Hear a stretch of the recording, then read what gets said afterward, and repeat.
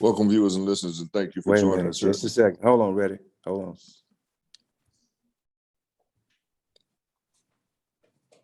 Go. Welcome, viewers and listeners, and thank you for joining us here on The Level Set. We got a lot to cover. Today, I'm here with Larry Fields and Dr. Charles Alexander. We've been watching, as you have, what's unfolding nationally as it relates to the investigation of Donald Trump and all the things that it lays bare about ideas and opinions relative to our criminal justice process, who thinks it should work for who. Here you have an open criminal. He's been a criminal all his life and skated without accountability for the many crimes he's committed in broad daylight in front of people. Now, because of mounting evidence and inescapable evidence, you had a judge sign off on a search warrant because he kept nuclear secrets, among other classified documents, at his crib in the other room. I got the nuclear codes over in this other room. You got people coming in and out of his Mar-a-Lago estate, folks from all over the world, some of whom could be deemed adversarial based on past behavior. You got Saudi Arabia in that mix. They just had a golf tournament at his basically at his crib where the documents are. The Department of Justice executes a search warrant at his home. And now we see the same law and order pretenders, on the Republican side of the ledger, whose go-to mantra is just comply, just do what law enforcement has asked you to do, now believes that when law enforcement follows its own rules and a judge looks at the information and says, there's enough information here for me to think that there's a crime underway at this place, go ahead and search it. Now, those people are deemed rogue operators. You've gone rogue. If you try to hold a rich white dude accountable, Larry and Dr. Alexander, that's rogue behavior to them. You are out of control and need to be reined in. We need to do something about this. The utter hypocrisy of their party, the utter lack of a base in terms of morality and the way that they operate is just wide open now. And I mean, it's always been. For anybody that's been paying attention, it's been crystal clear for the last century or two. But for those who have been only casual observers, now you see what everybody has been telling you, that there absolutely is a two-tiered justice system. And I'll close that point out as I open the discussion with this. Trump's business accountant, I can't remember, the Weissman, I think, just pleaded guilty yesterday in court to 15 felonies, to 15. 1, 2, 3, 4, 5, 6, 7, 8, 9, 10, 11, 12, 13, 14, 15 felonies, and got 5 months in prison. You got brothers here in St. Louis doing quadruple that time for a little bit of marijuana and some other, other drugs. So yeah, there's two different criminal justice systems that operate. Yeah, I understand he had an agreement that he's going to testify in the trial coming up in October relative to Trump's business enterprise. He's agreed to testify truthfully under penalty of having his suspended imposition of sentence executed 5 to 15 years for a guy 75 years old. We'll see what happens. But man, weigh in on what you all have been able to observe and your thoughts on this thing going forward, where we're headed. Many people think, we're headed for conflict. Larry, I would appreciate if you would start with some of the legal implications of how, what we're seeing here, and then I'll comment to that. Okay. Well, what we're seeing is nothing new. This is, we need to understand that law enforcement and the police are essentially slave patrollers, and that hasn't changed.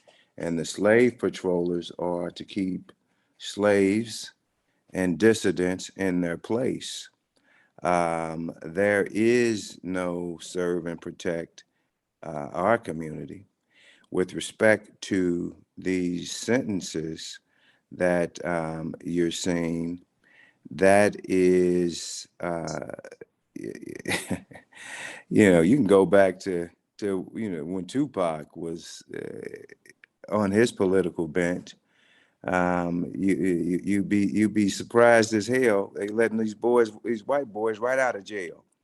And that has always been the case. The law enforcement system is set up for to re-enslave those that they want to be enslaved in many instances.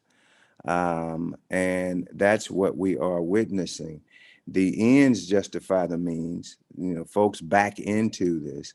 Now, with respect to, I have not, in all, disclosure, I have not read this indictment.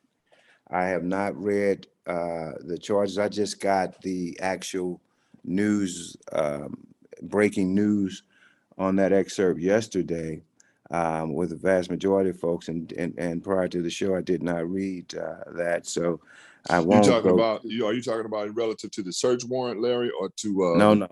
guilty plea yesterday from Wiseman? Wiseman's guilty plea. Yeah, and the documents. But I mean, if you say 15 felonies and 5 it covered months, every form. It covered every form of business malfeasance, almost, that you can name: tax fraud, filing false documents with intent to defraud, et cetera, et cetera. They knew it's a criminal enterprise, man. Everything that Trump touches is a criminal enterprise. But go ahead. But having said that, Reddit, that I mean, you're in the justice system every day, and that's highly inappropriate. It's highly inappropriate. Oh, so man. that downward departure, it seems interesting, and if not suspect. And I did read that this man is literally going to jail for 100 days. Yeah.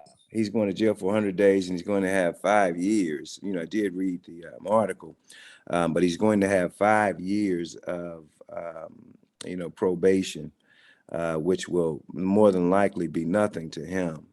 So it's it's the same old song and dance that we're accustomed to. Do as I say, not as I do. We are, there's certainly at least 2 different justice systems. One that's oppressive, because you have that at one time, and at the same time you have those Alabama judges that were sending Black juveniles to jail in a entity that they own stock in.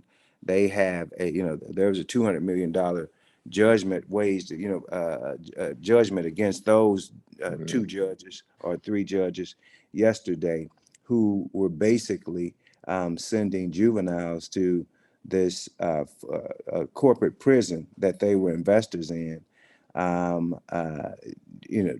just for their, just to bolster their stock, for minimal crimes, minimal crimes, steal a bike. You go to reform school in this paid prison. So, I mean, this is the corruption in this country is, I wish I could say it an all-time high, but it was based on, the origin story is based on that. So in a nutshell, what we see is just the true erosion of the veneer of a democracy. And that, these these individuals now have absolutely no shame. I think of the sister that got 5 years, 6 years, was it, for accidentally voting? Voting. Yeah, for accident. And she wasn't even aware. She didn't even have the intent, right? It was really a genuine mistake. And was told by her probation officer that she could vote, and the judge said, "You tricked them." Right. And was comfortable. You tricked them. And was comfortable giving her 5 years. I'm sure he slept well that night. Then you get a guy with 15 felonies, part of an ongoing and obvious criminal enterprise with Donald Trump falsifying numbers, falsifying everything that comes out of his mouth was bullshit. And, ostensibly, again, the deal, according to the record that's available to the public, is that he has agreed to testify against the Trump organization. He has said in words that he won't be testifying against Donald Trump. I don't know how you testify against the Trump organization without testifying against Donald Trump, because I'm sure, based on his MO, that he had a hand in every single transaction in terms of money going in and out of that enterprise, that was going to take place. He had to know something about what was happening with his money. So again, we'll see. But to your point, Larry, we got work to still do. One of the things that stands out to me, Dr. Alexander, is the complicit nature of the entire apparatus of that part of the country. Those conservatives, those Republicans, those white supremacists, those white nationalists, those Christian fascists, many of whom have to be intelligent enough to know what's happening, to know what the facts are, and persist in trying to facilitate and enable those who would steer us away from a rule of law and towards an autocracy in which the folks at the top get to do whatever the hell they want to do, and you people are subject to our will and the laws that we create for you. Go ahead and Dr. Alexander, why don't you chime in before we move? And that's really, the whole thing is very, very scary to me because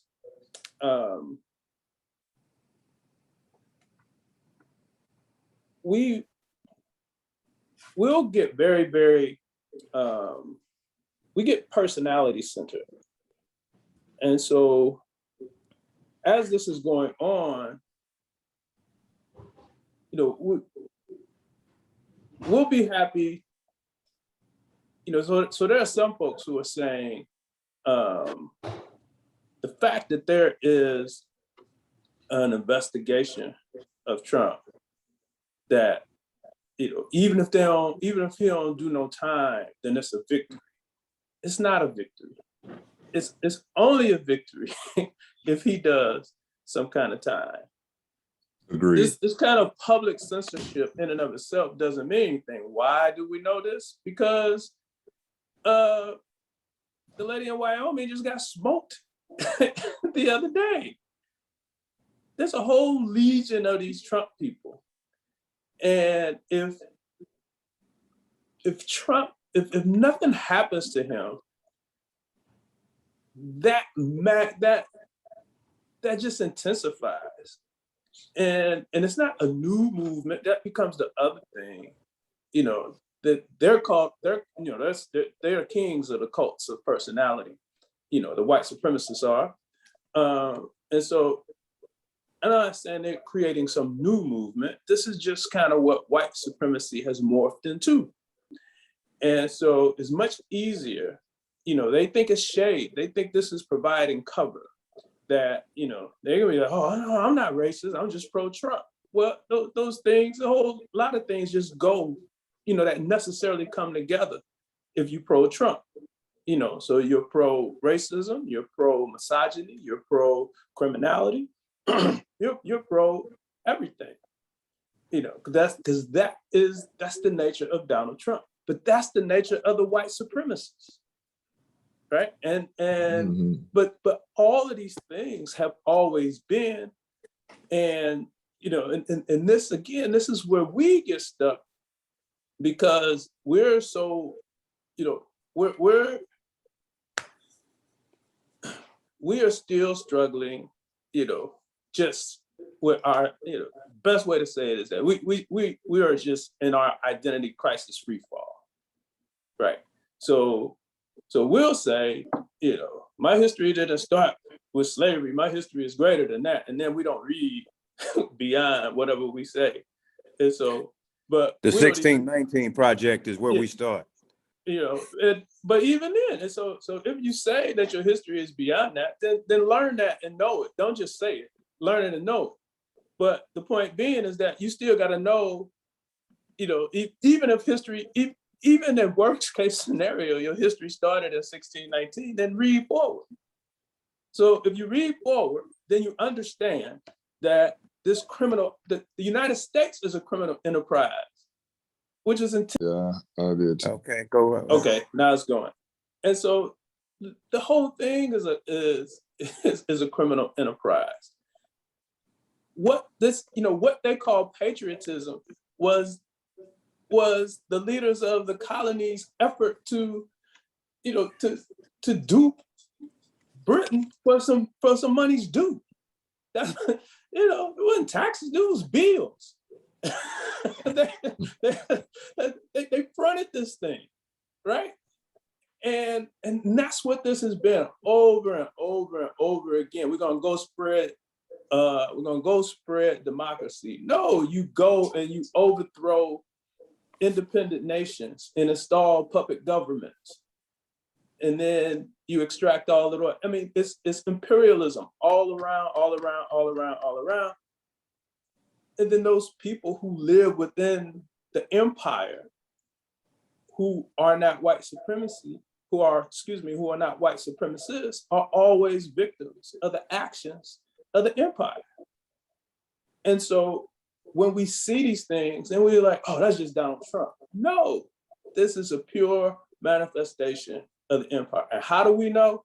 Because for the past 2 weeks, mainstream media has been asking, well, do they have a point? Maybe they have a point. Maybe going to his home was a bit much, because that's not happened to a president before. Right. Was there something else they could have tried? They've been talking to this guy since forever. 18 months, I think they said. Yes. Tell them to give us our stuff back. Give us back the nuclear documents you stole. And they knew they was coming. How do you know they knew he was coming? Because he wasn't there, but his attorney was. Come on now. So they've been talking to this guy forever. He's refused to give the stuff. And and now it has just become what everything else becomes, just TV. So this is a part of people's TV. This is their entertainment. Doc, you made two interesting points. One of which is that, yes, Donald Trump, all he's done, he hasn't created anything new within that movement. All he did was pull the curtain back and say, here it is, man. Let's just, we all are tired of pretending. Let's just be who we are and do what we do. And so that's how they proceeded going forward. But you also raised an interesting point, man. And this is something that's, at the crux of a lot of it for me in terms of what is going to happen, because I agree, he needs to be held accountable. A public censure to him means absolutely nothing. He could care less about what, as a matter of fact, that's brownie points for him. To be censured by one part of the population only raises his profile with the one that he represents. But this idea that, and I agree, if he's not held accountable, then things are going to get worse. If the bully has never stopped, he keeps bullying, he keeps bullying more students. The flip side of that, and I've heard this, and I don't agree with it, is that if we hold him accountable, you can't do that, because then there'll be violence. Then there'll be, a bad outcome. So you mean to tell me that we can be coerced into just dropping the rule of law altogether? Are we gonna get our ass whooped? This is a terrible posture to see in law enforcement, at any entity or at any level, in lawmakers at any level. That's not how this works, man. It's not, well, yeah, he robbed the bank, but if we say something to him, he's gonna punch us in the jaw. No, man, that's not a thing. In order to sustain an operating public contract such as it is, and you say that the rule of law is what distinguishes this experiment from the other ones around the world, we know that's not always been the case. But if that's what you are going to say, then yeah, no president has had his home searched under warrant prior, because no president has committed the kinds of crimes openly that this gentleman committed. So yeah, he committed crimes. He's got ongoing crimes that need to be investigated. You get your house searched. That's how that works, man. Nobody's house has been investigated because nobody left the White House with a bunch of exactly right classified documents, right, and stored them in their bedroom. Right. It's not what people do. It's nonsensical to pose the question, is that too far? No one's ever done that before. Yeah, right. To your point, Doc, nobody else has ever stole the shit out the White House and left with it before either. So when you see that, and you see that really all that this has become, it's just become TV. That is it.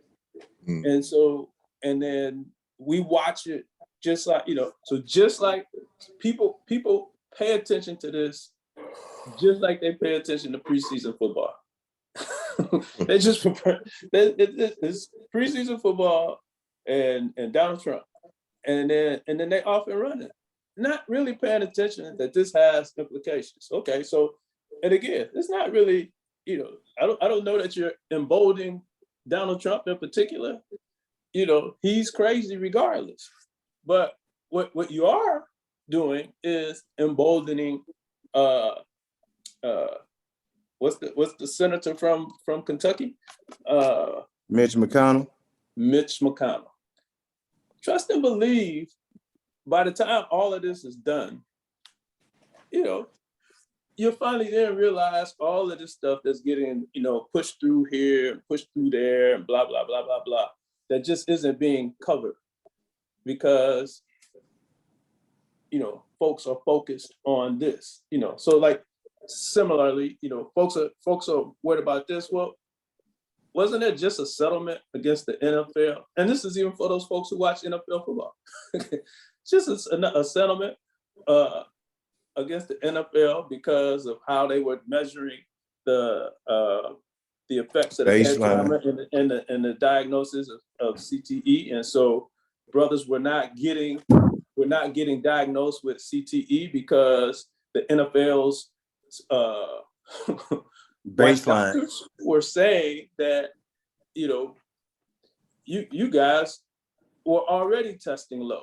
So how do we know that you guys are testing any lower because of CTE, right? And so we complain about it. So see how they do it, and then we tune in. And so we are hooked on all of this stuff, right? We're hooked on America, and we're hooked on all this little shiny objects, kind of regardless of how we get treated in the whole thing. And we think all of it is funny to the degree that, you know, we're not physically chained right now. Yeah. One of the challenges we face, Larry, is all of the things that Dr. Alexander just described. The most negative outcomes that they can produce and will produce, if unchecked, take time to manifest. And so we don't see us going over the cliff. And if you embolden and empower a lawless party to do its worst, legislatively, the people that support him, people like Ron DeSantis, things he's trying to do with public education in Florida, climate justice, out the window with nobody making any serious attempts, notwithstanding the bill that just got passed, but corporate America and around the world making no serious attempts to abate climate disaster that's on the horizon for our kids and grandkids. If we don't have an awareness of that and connect that awareness to some kind of intentional action on our part, it all manifests much later, and it's just too late. By the time we realize that it's not a game, it's not an entertainment, there's a purpose to what these people are trying to do. There's a purpose to what these people are trying to say. They are literally ignoring reality to force their agenda down the throats of the rest of the world. And we are on the bottom end of that. And that's really, thank you for that, because so our response again is it gets to be evident of, you know, I've said this before, this is our trauma response, right? And so we go into this place of avoidance. It's much easier for us to manage if we say, this is just Donald Trump being crazy. And if we can just make Donald Trump go away, everything else would be fine. As opposed to, this is intentional behavior of the government, right? That's what this is. And so climate change, how can that even be a debate? Right? And so you have all of these things that are occurring. And, you know, and for most of us, many of us, you know, when we think climate change, we think, you know, see, they're more concerned about animals than us. I don't know who they're more concerned with. I just know that a disproportionate number of us live by Superfund sites. So we're vulnerable to everything anyway, because we live in contaminated spaces. And then if it's hotter and wetter, that means that all of those toxins are in the air more, and we're even more vulnerable than what we were before. So that means something. And the fact that we don't understand it that way is intentional behavior, right? And so, and we say all this stuff, and it's like, you know, they ain't teaching our kids nothing. We ain't teaching our kids nothing, because we don't pay attention to this stuff. Yeah. And we just get up and we start all over and we go to work, blah, blah, blah, blah, blah. But this is the historical record manifest. This isn't Donald Trump. This is how this thing functions. Yeah. Here it is. We trying to come out of, well, in fact, because this thing is, we're still in this financial free fall. This guy foments a war in Ukraine, and now he's messing around with China. So is Trump the only crazy person we got? Nobody has a problem with what Joe Biden is doing? Why are we threatening two huge military actions? Why are we messing around with Russia and China at the same time? If but for to spur some economic development through the defense industry. How does that benefit Black folks in the United States? How can Black folks be sitting around cheering, you know, he need to be handling Putin anyway?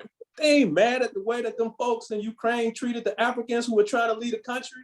Where are those Africans? Did they ever get out? Did the Black people who were trying to leave Ukraine get out? Or are they being victimized by this continuous bombardment that they're getting from Russia?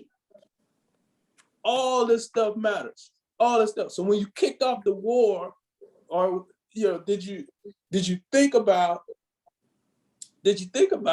Well, if Putin gets mad and shuts it down over there, we're just gonna limit his ability to move globally. Okay, so that's one source of grain, and then Putin's gonna shut down Ukraine's ability to move everything. That's another source of grain. So how are people in Africa and other persons of color in the world, how they eat? Because y'all having this pissing contest over there. This is Biden. This that guy that can't win. Y'all think he about to win this? This is where we are. Because we don't understand, and because again, we're not looking at the movements of the white supremacists as, this whole thing is a good study in the RICO case. This whole thing is a continuous criminal activity. Say bring RICO charges against everybody. and so we think Donald Trump is crazy. Meanwhile, this other guy is over here, picking fights with Russia and China. Because we think that the United States is entitled to whatever the United States wants. Yeah. That's kind of how we got here. That's how this thing got built. Of course, it started with Britain, but then them guys was like, oh, we don't want to play with Britain no more. We want to be free. Nothing about taxation. This was about, it's some bills due. And so they defaulted, fought a war, so they ain't have to pay no more. And then they just been on this same bench forever. And who suffers the consequences of these people's behavior? Persons of color, here and abroad. Neo-colonialism, neo-imperialism. Lay it out, man. Lay it out. That's correct. And here's a nice transition, man, because I know our time is getting on this morning.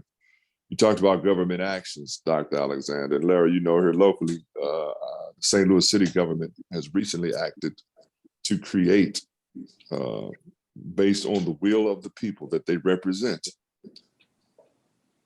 new powers in terms of a civilian oversight board and what is its capacity to do relative to police investigations, a detention facilities oversight board, and a public integrity unit at the circuit attorney's office. All of these things reflect the will of the people mobilized after Mike Brown's death in Ferguson those years ago. There's been movement on the ground, now finally reflected through the actions of the legislature here in the city, to put resources and people in place that would be in a position to create real accountability for those law enforcement people that go outside of the law to violate the human rights, civil rights, and civil liberties of the people that they're sworn to serve. Predictably, the St. Louis Police Officers Association came out against it, expressed, quote unquote, some concerns with how it was structured and written, and wanted to pump the brakes on it before it could be enacted. Unpredictably, they were joined in that effort by the Ethical Society of Police Officers, which historically has been recognized as a Black Police Officers Association. I was a member of it, and many other officers have been members of it. It surprised me candidly, Larry and Dr. Alexander, to see them first write a joint letter with the Police Officers Association, an association which has a rich history of ignoring the interests of Black officers. They didn't say a damn thing when Luther Hall got beat the shit out of to the point where he doesn't have a career anymore. They didn't say anything really when Milton Green, St. Louis officer, Black officer, like Luther Hall was a Black St. Louis officer, when Milton Green gets shot by another officer while he's talking to an officer in a conversation about an incident that's taken place. They didn't say anything about that, and they never have, never will. For the ethical societies to then join them and express concerns about potential bad outcomes from this bill, and I think specifically citing concerns about people with an agenda targeting officers on the department, I'm really mystified by it, to be honest with you, brother. And then not only did they file the letter, they filed a lawsuit. The city has been sued. They're asking for an injunction against the city so that the city cannot implement this new law.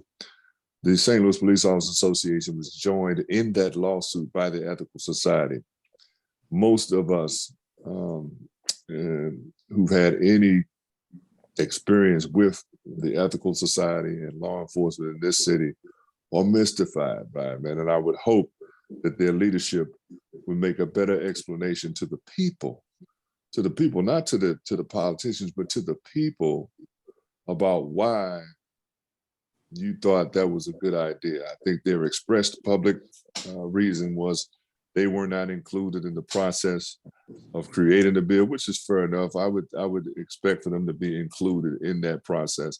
But apparently there were opportunities, more than one opportunity for them to have input into. I testified back in 2018, I think now, man, on behalf of creating the entity that's now about to come in existence at the Circuit Attorney's Office, Public Integrity. I testified 4 years ago on that, in favor of it. So, it's disappointing, man, to me, to say the least, that they would align themselves with an entity that historically has been so opposed in its actions and policies to protecting Black interests. So Red, again, this a layup. This you feeding me. I just did a backdoor. Hey, I'm throwing out dimes. I'm throwing out dimes today, man. This is a trauma response. This is This is the personification of identifying with the aggressor. I mean, that's all this is. And so these guys have decided that they're going to align themselves with the white supremacists. They're going to back the blue. How can Black police officers and, what is, by many considered ground zero? We got a whole generation who, for whatever reason, the whole concept of protest starts with Ferguson. So St. Louis is ground zero in the protest movement for a whole generation of young folks. And some folks who, quite honestly just woke up as well. And you have the Black Police Union siding with the enemy, backing the blue. When it was out of Ferguson that Blue Lives Matters started to emerge. This identification with the aggressor. So how much did it cost? How much did it cost the enemy to get these guys to side? And that'd be the other thing, because it didn't cost much. We see the kind of stuff that, Black political figures, the dollar amounts that them jokers get in trouble for. So these guys took, just a pat on the back, or they just get to hang out with them guys. The guys are sold out for pennies. They done sold out the Black community for pennies. So that's one problem. The other problem is, Red, on the front end of this. So let's say on the front end of Michael Brown, say that first, 6 months to a year, national TV was replete with election returns. Oh, after all of that, look at this, and they still aren't voting. Well, as we've had these series of victories, and these victories have been followed with policy, where is all the public fanfare, the national fanfare now on the political and legal reform that is going on under the Black leadership that has emerged in St. Louis as a result of Ferguson? When the last time Red have, because you was hot. They had you on TV all over the place. So when the last time somebody that called you and said, Mr. Hudson, can you explain to us, how the Black community in these various villages and neighborhoods around St. Louis have coalesced and started to elect and put Black faces in, and then that has manifested in these right. changes in St. Louis that are impacting those oppressive forces that the protests were born out of. When they gonna call you to have that conversation? Right. Yeah, they only call when it's a crisis, brother. And I've become much more selective. I'm starting to turn things down, man, because I see I'm out for impact, right? And that. I don't know that that's necessarily the lane or the vehicle to create the impact that I would like to have on the issues that I'm trying to address, especially with some of these mainstream outlets, man. It's like, yeah, bro, I'll pass on an appearance on your network. But you're right. Well, I don't get any calls for the kinds of things that you laid out in good times or bad times. They're not calling about that. And it's a great thing that you do, because you add credibility to individuals that don't deserve that sort of credibility. Mm-hmm. And that's what is happening all over. That's why you're seeing the partner of the Ethical Society with this traditionally racist entity, because they want credibility. And like Dr. Alexander said, we don't know how much that cost them, probably little or nothing. But it's really a sad day.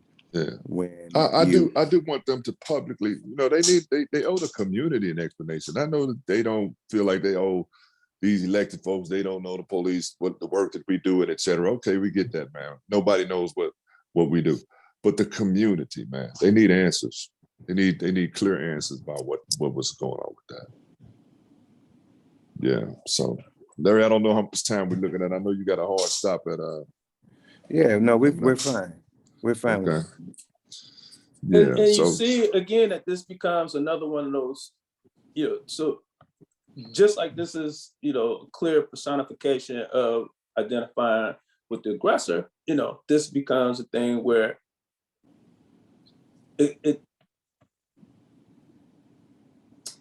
where you see that we have a narrowing of the stimulus field. Now, part of this is good because, obviously, it is true, politics are local.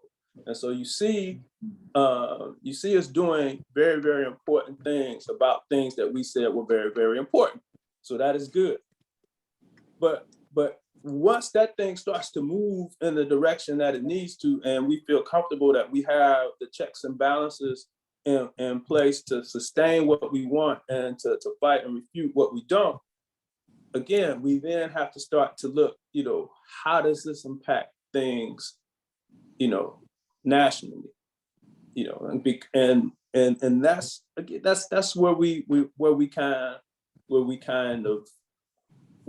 just still have some work to do in that space. We have to be able to maintain our focus and kind of,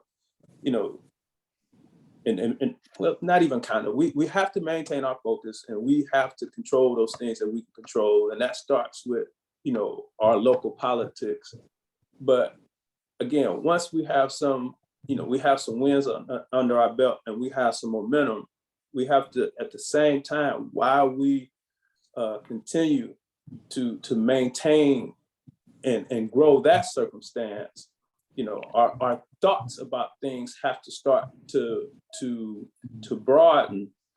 And what all of it is supposed to allow us to do is to engage in pattern recognition, right?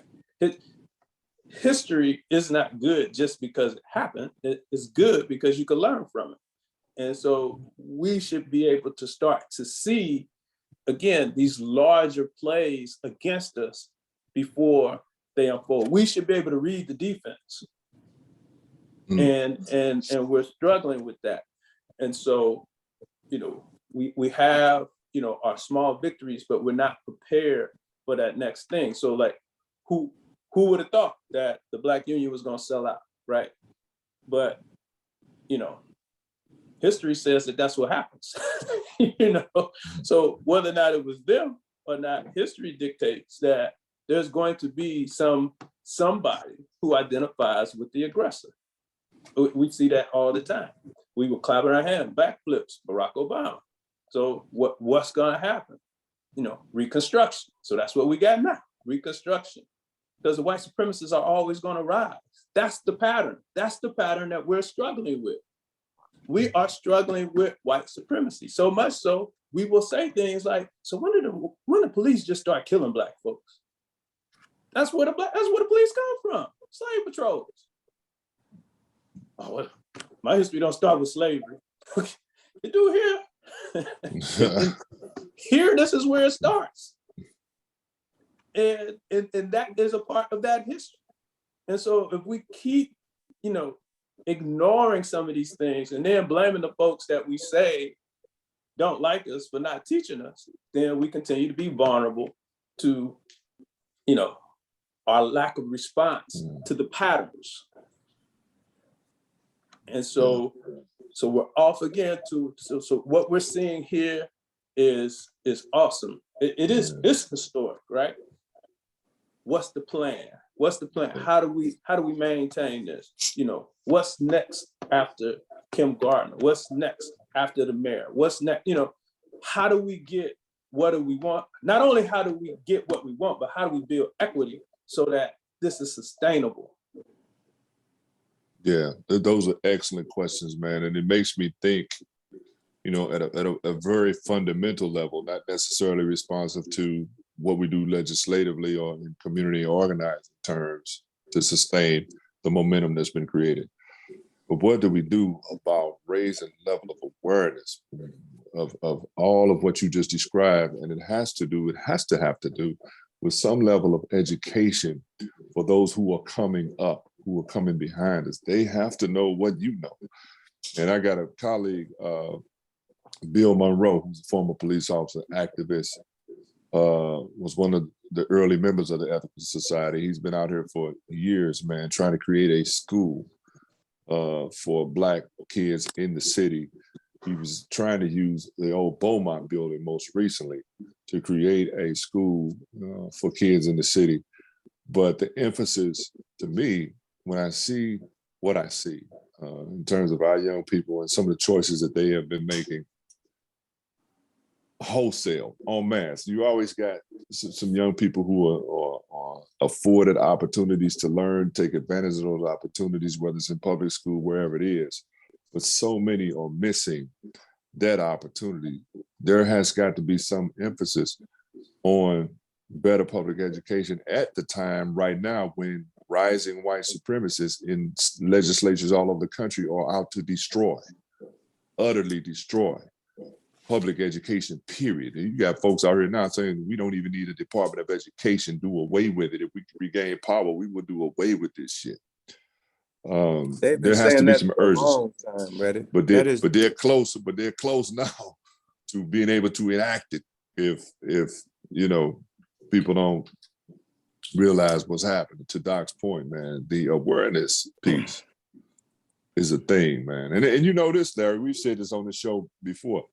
How many places and spaces can we really have this conversation before we get yawned out of the building? Oh, man, what are you? and What are you that talking is, But about? in that case, it's really about the critical mass, because the fight is going to be the same, Yeah, right? And so the fight is going to be the same, and you have to pick up. You just pick up folks as you pick up. that's it. And you get a yawn because they sleep. It ain't you. You up. You working. They young. They was asleep before you started talking. And so you gotta wake them up, right? And so that is a part of the struggle. And so, and again, that's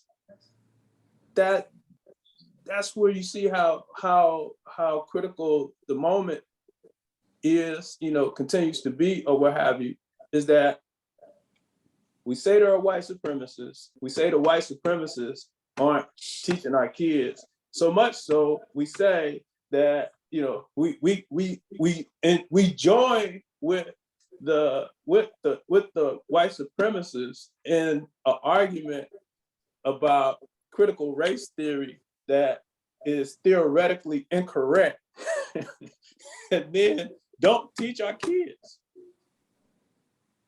It's not enough to say that white folks don't want us to know our history. It was illegal for us to even read. It was illegal for us to read longer than we've been free. So, I mean, the stuff we say doesn't make sense. But again, some of that is pure ignorance. We just really don't know. But we don't know because those of us who have means we're not necessarily, creating the pattern, right? And so if all of this stuff is occurring, it is not enough to simply recognize the pattern. You have to recognize the pattern and then devise your plan and strategy and implement it, and then, to ward off the threat. And again, this don't all have to require some massive public education initiative. I mean, again, there are patterns, there are models. I mean, Robert Meacham in the 1800s putting that boat out in the middle of the Mississippi to run freedom schools. This is the home of freedom schools. This is another ground zero for revolutionary acts. And so we don't have to have a public school. It certainly helps, but we have, indigenous places, community-based places, and where this education can occur. And it doesn't have to occur instead of everything. It can occur in combination with everything. When we talk about other groups, they have, like we love to say, the Jews, they got that, never forget. And here it is, we talking about my history don't start with blah, blah, blah, right? We love to talk about the Asians. They have their own little Saturday schools. Why we don't have Saturday schools? Why we don't use Sabbath and Sabbath schools? Why we don't use Saturday and Sunday to not just teach whatever your scriptural stuff is, but to teach, to make that scripture, to find those patterns in the scripture that are applicable to today. If you have a decent pastor, that's what he or she is doing. And so everybody don't have a Bonner, so quit bragging. And No, so, you know, now that's and just so I that know is you, I that's know what you're working with. And so yeah, that's what y'all got going that on is there. And incorrect. so That's just rude this morning. It's too early to do that. yeah, but that's what y'all got going there. Y'all got, and so we talk about we have issues with nutrition. So what y'all got? A big old community garden. Our kids don't know how to talk and engage with people. They just always in their phone. So what y'all got? Toastmasters. You know, the men, you know, men don't want to, they don't want church. And what y'all got? You got 3 or 4, you know, y'all have a huge, you know, teaching and learning ministry. And then you got these different men's ministries specifically to engage the brothers in the community as well as those in the broader area. True. That Yeah, is you're a right. model. That is a Yeah, pattern to you're right. replicate. You're right. You're right. But see what has to happen there though. All of the things that you have mentioned have to collide in an individual. Everything that you talked about has collided in Bonner and like-minded individuals. He's a product of a loving community. He's a product of education. He has a doctorate in psychology. See, we continue to get behind the wrong horses. What did you talk about earlier? The cult of personality. The cult of personality doesn't always serve you. You need some substance. And see, we are continuing to look at the shiny object instead of dealing with the substance associated with that. So, I mean, you know, if you look at everything that we talked about today, this has been, I mean, it's really been the best and the worst.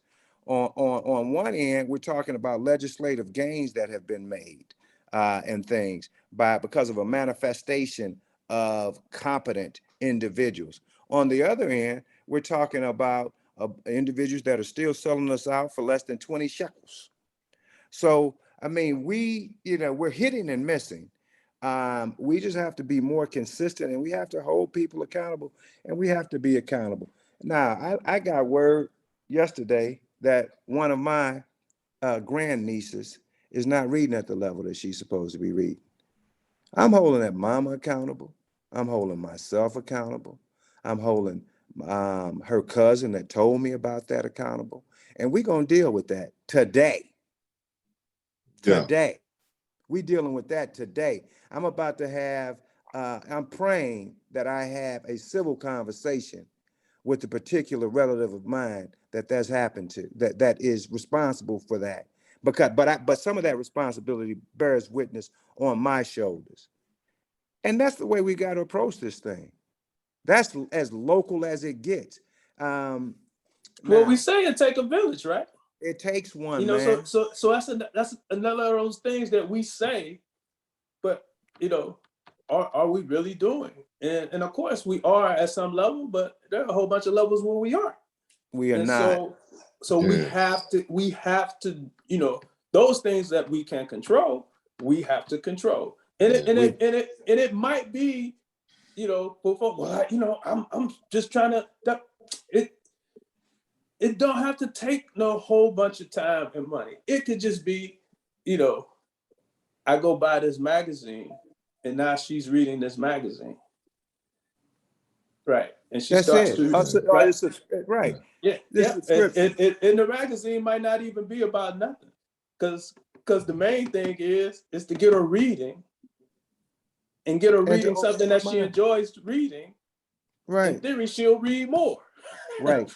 And the more she reads, you know, and then you add in some more structured things, some other intentional behaviors. The next thing you know, you got her back on par, right? But that's where this village comes from. And Doc, you just said the word though, intentional, man. Why were me and my wife just yesterday, Larry, texting back and forth about some educational tools for my granddaughter? She's 3 years old. Yeah. It's top of mind, right? Bruh, let me tell you something. Every birthday, every holiday, I buy books, man. Yeah. That's what I buy. I mean, that's the gift. I go right over there and I'm gonna give them a free plug. You See Me Books in U City. have an incredible children's section. I go over there and if I don't get it there, I go over to oh my goodness, brother that used to be on Delmar. His name it escapes me right now, but that's what I do every birthday, holiday, and so forth. And I buy books that they can find themselves in. And so, this is, I'm extremely intentional about that.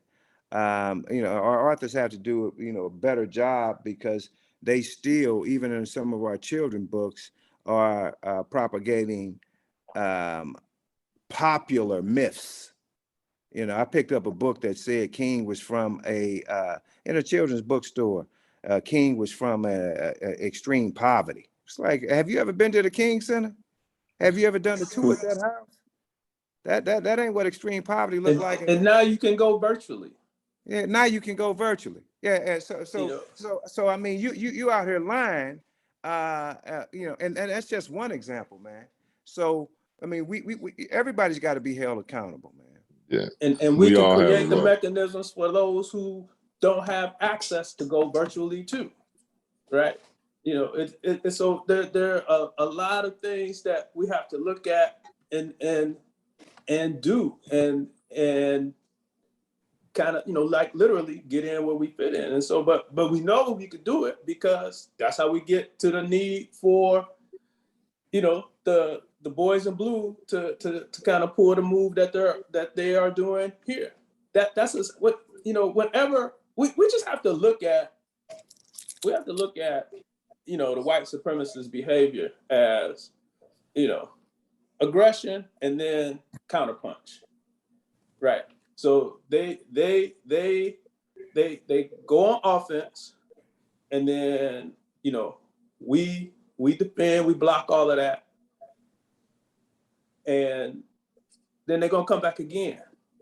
They're not gonna just leave, and so we have to all we're not going to overcome. We're not going to arrive. This is a constant battle, and I think that's one of the other things that we seem to be struggling with in terms of the pattern recognition, is that there is no arriving.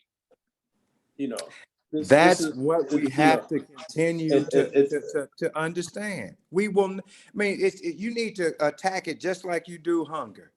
If you eat today, that's going to be enough for today. But that's going to be enough for the day. Later on in the week, you're going to have to eat again. Exactly right. Exactly right, man. You all have summed it up perfectly. Ready before we get out of here, just briefly. Go ahead. Just briefly. I'd be remiss if we did not talk about this for a second. The 17th of August is Marcus Garvis's birthday. And we just spoke briefly about miseducation. This is one of the figures, I think, that has been chiefly misquoted and educated about and taught throughout history. For years, I thought that Marcus Garvey's movement was to send Black folks back to Africa until I was able to read. He had I forget who the publisher was. They created the UNIA documents. The United Negro Improvement Association was his organization. But when I read his journals, these huge, I think it was 11 journals, but I read 2 of them because they were these huge journals.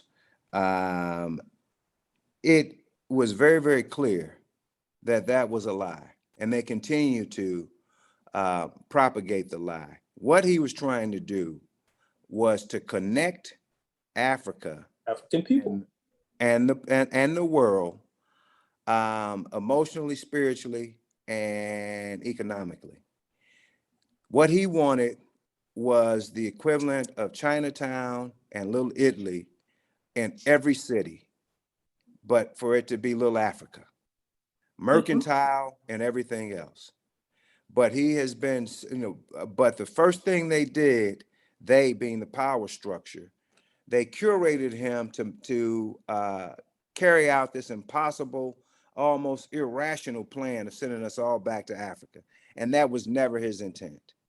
that black, first man to buy fleets and ships, that was to move product around the world. And to this day, the power structure has, for the most part, been successful in creating or preventing that chain of commercialism from being established. And some of the, so again, identifying with the aggressor.